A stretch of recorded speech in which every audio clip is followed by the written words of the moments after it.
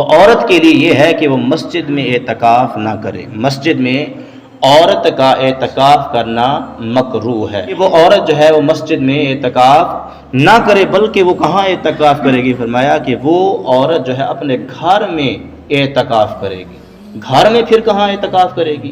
فرمایا کہ عورت گھر میں بھی وہاں اعتکاف کرے گی کہ جس مقام کو عورت نے اپنی نماز کے لیے خاص کر رکھا ہے، جس کو مسجد بیت کہتے ہیں، یعنی کہ گھر کی مسجد، گھر کی مسجد، کہ اس مقام پہ عورت جو ہے وہ کیا کرے گی؟ وہاں پہ کیا کرے گی؟ وہ اعتکاف کرے گی ان دنوں کے اندر۔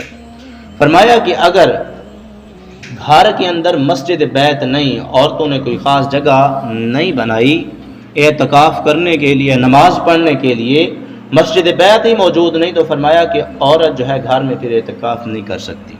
عورت گھر میں اعتکاف نہیں کر سکتی۔ ہاں اگر وہ اعتکاف کرنا چاہتی ہے تو سب سے پہلے اولاً مسجد بیت یعنی گھر کی مسجد کی جگہ کو مقرر کیا جائے گا، پھر اس کو مقررہ کرنے کے بعد پھر اس مقام پہ جو ہے وہ کیا کرے گی؟ اعتکاف کرے گی۔